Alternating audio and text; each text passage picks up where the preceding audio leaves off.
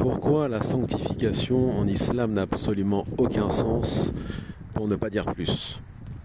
En vérité, la sanctification de certains hommes et de certaines femmes, parmi les non-prophètes et les non-messagers d'Allah, est quelque chose que certains à l'intérieur de la communauté musulmane à travers les siècles ont adopté et ont pris, je dirais, ou repris des chrétiens et des juifs.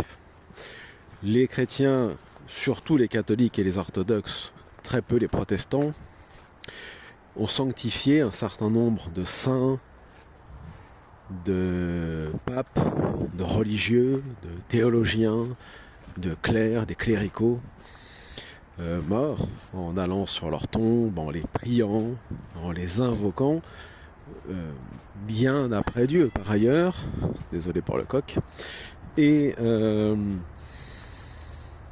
bien après même Jésus, malgré la revendication de la Sainte Trinité.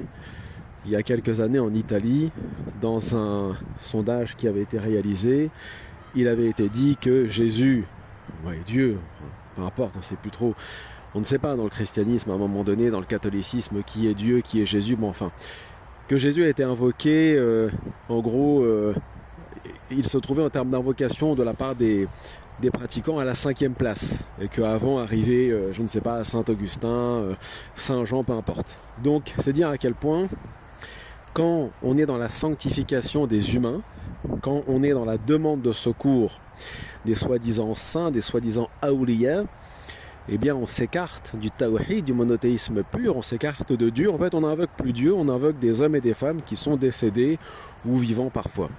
Dans le judaïsme, c'est la même chose, et les juifs vont se recueillir sur telle ou telle tombe de tel ou tel ancien rabbin, grand maître kabbaliste, etc. Il y a des tombes comme ça en Palestine occupée, mais aussi à Djerba en Tunisie, je crois même au Maroc, partout. Dans l'islam chiite surtout, c'est la même chose. Il y a toute une codification concernant la sanctification des pieux imams, des 12 imams soi-disant, mais on retrouve la même chose dans le sunnisme, une codification telle que les chiites par exemple sont persuadés que le fait de rendre visite à ces imams eh bien, est presque une obligation et va leur donner des bienfaits, des hasanat et ainsi de suite. La codification est telle qu'ils ont des ouvrages, des collections d'invocations et de salutations à réciter lorsqu'ils visitent ces tombes et ces tombeaux. On appelle ça ziyarat, les visites. Il y a des ouvrages comme Zad al-Muttaqin et d'autres dans l'univers chiite qui compilent énormément de salutations, il y en a des centaines à réciter quand vous rentrez dans le mausolée, soi-disant attribué à Ali, parce qu'on ne sait pas en fin de compte où est enterré Ali alayhi salam. Certains disent Najaf, Karbala, Afghanistan, la mosquée bleue, mais enfin Allahu a'lam, on ne saura jamais, il n'y a pas de preuve concluante. Mais eux en sont persuadés qu'il est enterré en Irak. Bon, donc vous rentrez dans le mausolée, vous priez des centaines d'invocations, d'évocations, de salutations à destination du soi-disant saint enterré. Mais c'est pas Dieu. Dieu n'est jamais invoqué dans ces recueils. Pourquoi c'est une impasse? Pourquoi c'est une erreur? Parce que, en dehors des prophètes et des messagers, personne ne sait réellement qui est pieux et qui peut se revendiquer ou être considéré comme faisant partie des muttaqin. Allah Ta'ala dans le Coran nous a parlé des pieux, des muttaqin, des mu'minin, mais dans l'absolu. C'est-à-dire, il y a des pieux, il y a des pieuses, mais nous ne savons pas qui ils sont, puisque leur piété repose essentiellement sur leur cœur. Vous pouvez fréquenter un alim avec une longue barbe, avec beaucoup d'ilm, beaucoup de savoir, et à côté, il peut être un pervers, un fasiq. Et ça, vous ne le savez pas, vous ne le saurez peut-être jamais. Donc on ne peut pas savoir qui est pieux parmi les humains, parmi les hommes et les femmes, en dehors de ceux clairement cités dans le Coran par Allah Ta'ala, nommément tel ou tel prophète. Ça peut être Maryam, parmi les saints, les siddiqines. Bon, il y a un débat entre les savants pour savoir s'il y a des femmes prophétesses ou pas, on ne va pas rentrer là-dedans, mais en tout cas parmi les prophètes et les messagers infaillibles cités par Allah Ta'ala, Yaqub, Yusuf, etc. alayhim salam, oui, ils étaient des muttaqin, des pieux, des saints, des prophètes et des messagers, même au-dessus de toute forme de qudsiya, sainteté, etc. qu'on peut imaginer. Mais en dehors de ceux cités par le Coran d'Allah, nous ne savons pas qui est réellement pieux et pieuse.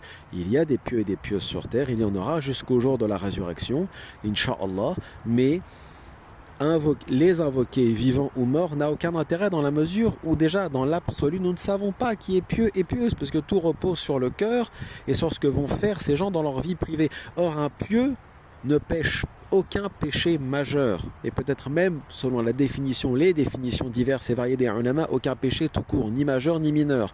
Par conséquent, comment vous pouvez savoir ce que tel ou tel soi-disant pieux fait dans sa vie privée? Vous n'en savez rien, vous êtes comme moi. Allahu a'lam. Donc invoquer des humains n'a aucun sens.